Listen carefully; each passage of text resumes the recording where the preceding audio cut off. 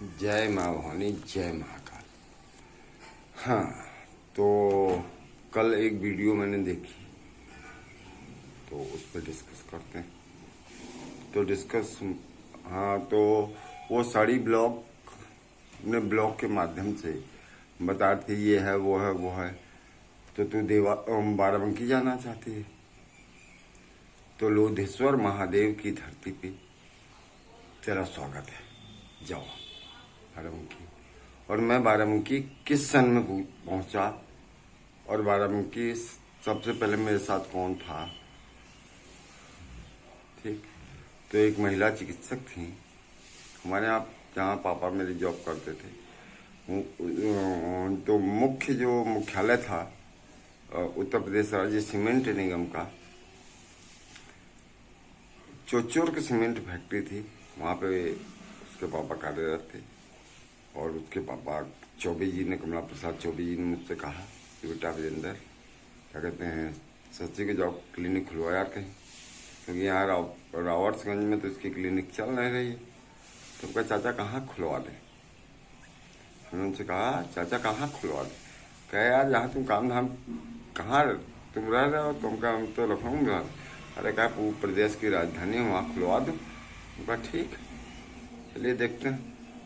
तो उनकी परमिशन से हम आ गए सन 2000 में, वही अक्टूबर नवंबर में आए हम लखनऊ में मैंने सची की एक नर्सिंग होम में बात की और प्लस प्राइवेट प्रैक्टिस के लिए, इसके लिए जुगाड़ देखने लगा कि कौन सी जगह है। तो जब जुगाड़ देखने लगा तो मुझे लखनऊ इंटीरियर में कुछ समझ नहीं, तो मैं लखनऊ इंटीरियर में यार प्रदेश की राजधानी है, इसलिए हमने उसे नियरेस्ट जिला, बाराबंकी सबसे नियरेस्ट है चिन्हट से। तो क्या कहते हैं बाराबंकी, तो बाराबंकी में हमने कहा रेजिडेंस की प्रॉब्लम होगी, तो रेजिडेंस की पहले व्यवस्था की सच्ची के लिए, उसके बाद उसकी क्लिनिक आलापुर में खुलवा दी। तो हमारा आगमन आलापुर में हुआ सन 2000 में, वही नवंबर दिसंबर, ठीक हो गया। तो 2000 नवंबर दिसंबर। अब तू कह रही थी कि उन बच्चों का, तो पहले आलापुर से पहले एक गांव पड़ता है 1 किलोमीटर पहले लखनऊ से। जब तुम बाराबंकी आओगे तो सफेदाबाद के बाद एक गांव पड़ेगा, सफेदाबाद के 5 किलोमीटर बाराबंकी की तरफ एक गांव पड़ेगा कुरौली, पहले वहां चली जाना। वहां तो जो जिसको बता रही मेरा लड़का है, वो कुरौली गांव में जाना, पता करना कि वो लड़का वहां पैदा हुआ था या नहीं, उसका पति राम आधार था या नहीं, इसके पक्ष में तू कल वीडियो बनाई थी। दूसरी चीज, फिर बाराबंकी आ जा, और फिर बगल में आलापुर आ जाना, 1 किलोमीटर दूर वहीं पे है, वहाँ बाराबंकी की तरफ उसी रोड पे, जब मेन रोड पे आएगी वहाँ से फिर 1 किलोमीटर आगे की तरफ आएगी तो आलापुर में भगवान शिव का मंदिर है, एक ही मंदिर है आलापुर में, मेन रोड पे ही है। वहाँ से 150-200 मीटर अंदर आलापुर गांव में एक मंदिर है भगवान शिव का, उमेश त्रिवेदी नाम याद कर ले। उमेश त्रिवेदी क्या है जाना, पूछना कि आपके यहाँ क्लिनिक कर रहा था कोई, डॉक्टर शशि चतुर्वेदी, ठीक, उनको भी पूछ लेना। उसके बाद अब आना बाराबंकी, तो मेरे बारे में पता कर लेना शिव विहार में, ठीक, वो हो गया। उसके बाद वो 3 जो और है, 4 बच्चे हैं ना, उनके लिए सीधे तू टिकैत नगर जाना। टिकैत नगर जाना, टिकैत नगर से बारिन बाग रोड पे जाना। टिकैत नगर जब पहुंचेगी तो वहां से बारिन बाग रोड, रानी मऊ या बारिन बाग, तो 3-4 किलोमीटर 5 किलोमीटर दूर पे एक गांव पड़ेगा लेफ्ट साइड में रहीमापुर, वहां जानकी प्रसाद के घर जाना। जानकी प्रसाद के घर, जानकी प्रसाद इस दुनिया में नहीं, जानकी प्रसाद के घर जाएगी तो उसके 2 लड़के मिलेंगे, क्योंकि बड़ा वाला लड़का जिसके वो 3 बच्चे हैं वो इस दुनिया में नहीं, शिव प्रसाद और शिव बहादुर। क्या उनकी मैसेजें मिलेंगी, कोई ना कोई तो मिलेगा उनके घर में। उनसे पूछना कि जो शिव कुमार थे उनका विवाह कहाँ से होता, उनके कितने बच्चे थे, उनके बच्चों के नाम क्या क्या। तब तुझे सारा सत्य मालूम चल जाएगा कि बच्चों का डीएनए तो खैर कोड कराता है। और मैंने कल के ब्लॉग में भी बताया कि मैंने जो है केस कर दिया है, ठीक। और ठीक वहाँ से पता चल जाएगा। तो ये सारी छानबीन तेरी हो जाएगी, जो तू सत्य लाना चाह रही है, दिखाना चाह रही है, वो सब सामने आ जाएगा। और एक बात और बताऊं तुझे, कौन कहता गांजा, मैं जब गुस्से में होता हूँ तो आउट ऑफ कंट्रोल हो जाता हूँ। गुस्से में कौन कह रहा है, हाँ मेरा नार्को टेस्ट करवा लेना। अरे पागल, मेरा नार्को टेस्ट करवा लेना तेरे ना, कि मैं कौन सा नशा करता हूँ। नार्को टेस्ट में तो पता चल जाएगा। मैं सिर्फ स्मोकिंग में सिगरेट वो देख रखी है मेरे कमरे में, ये रखी है सिगरेट, ये बीड़ी और एक तम्बाकू रखी होगी, ये प्रेस करने के लिए इसमें प्रेस रखी है, ठीक, ये रखी है, ठीक। बीड़ी सिगरेट या सूरती गोल्डन वेयर या और जिस जगह गया तो सूरती खाने वाली ये है, ठीक। और बाकी जो तुझसे कह रहा है गांजा और क्या कहते हैं जो भी कह रहा है उससे मेरा कोई लेना देना नहीं, ठीक। तो ये तहकीकात जरूर कर लेना तू। और कुरौली गांव के कौन कौन से लोग हैं, आलापुर में उमेश महाराज तो रहे नहीं, उनकी पत्नी होंगी विमला त्रिवेदी, पूर्व कांग्रेस जिलाध्यक्ष विमला त्रिवेदी हैं। उनके मनोज और सरोज दो लड़के हैं, उनसे मिल लेना, पूछ लेना मनोज सरोज से, ठीक।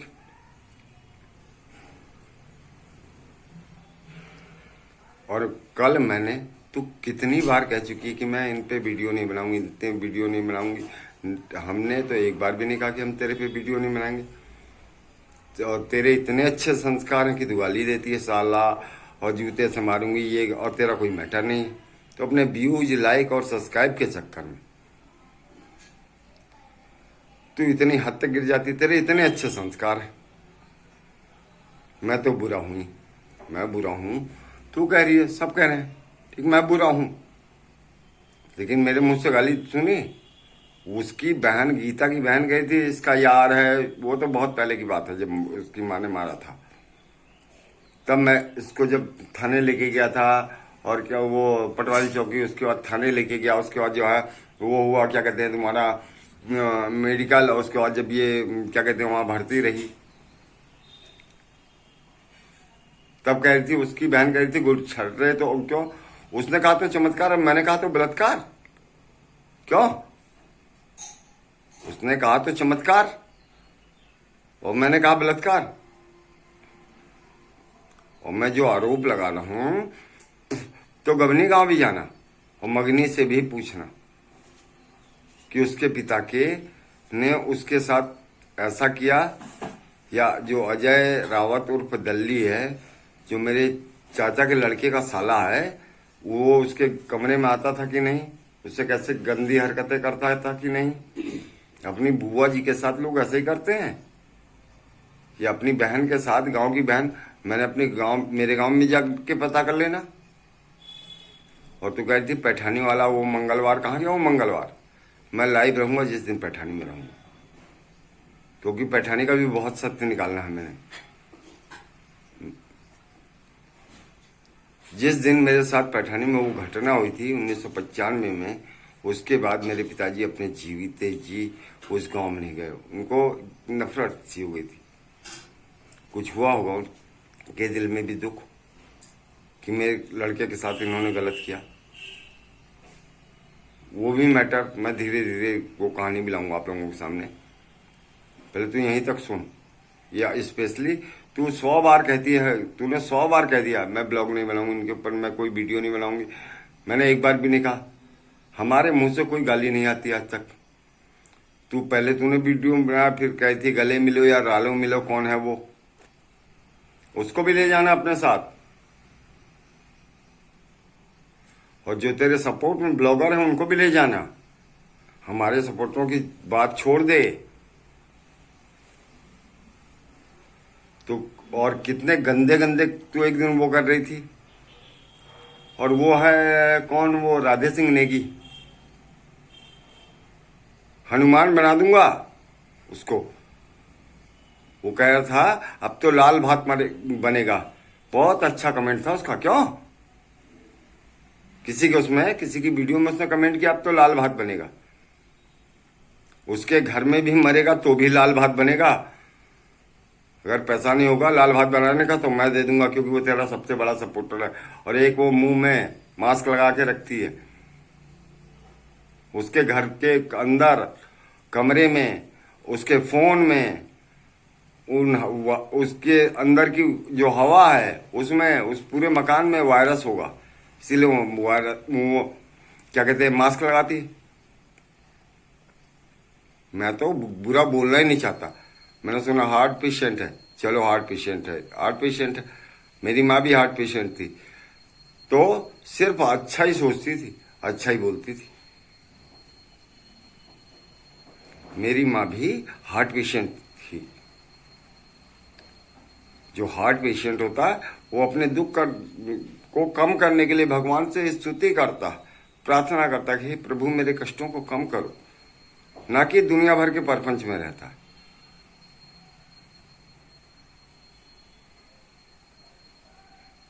और गीता कल भी गलत थी। उसने मैसेंजर पे वो आईडी बंद कर दी है। वो देख, मैं झूठ नहीं कहता। ये देख, ये मैंने दूसरे जिस फोन से गीता ने मुझे हाय हेलो किया था, ये देख मैसेंजर कहाँ गया, ये है मैसेंजर। अब नाम पढ़, ऊपर से नाम पढ़, कौन कौन है देख ले, देख देख, कहीं गीता रावत दिखाई दे रही थी? नहीं है ना? ये देख, अब देख, ये मैंने खोला व्हाट्सएप, ये देखा मैंने, ये खोला, ये देख, ये देख, ये देख, ये देख, है गीता गुन्नू है? किस तारीख में है ये भी दिखाई दिया? 28 तारीख दिखाई दे रही है।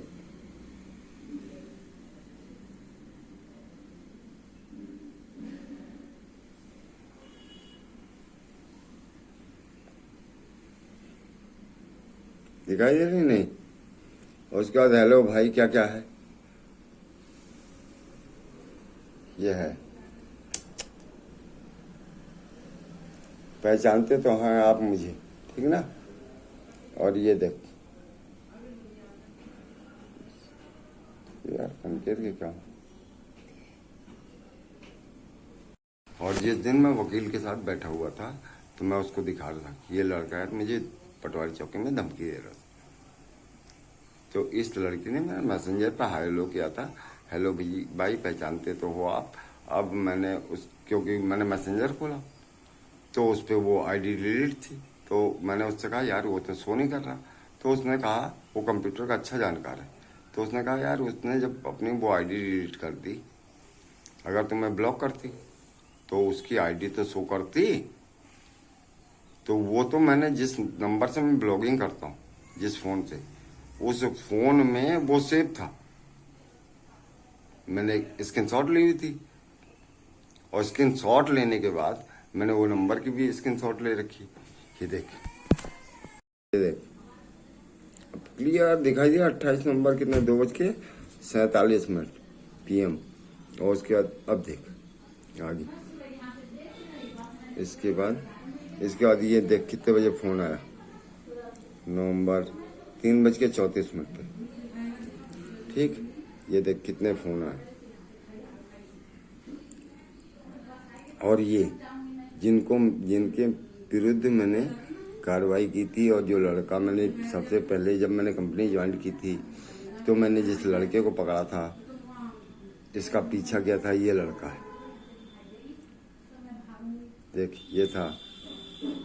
और ये गार्ड ड्यूटी में था, ये देख, ये पकड़ा था, ये देख देख, इसमें कबाड़ी भी होगा, कबाड़ी को भी पहचान ध्यान से।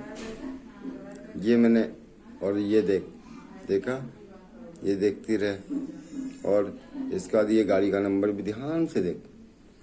और इसके बाद ये देखती रहे, ठीक। और उसके बाद और देख, मैंने पुलिस ऑफिस को कब फोन किया नहीं। अभी मैं तुझे एक चीज़ और दिखाता हूँ कि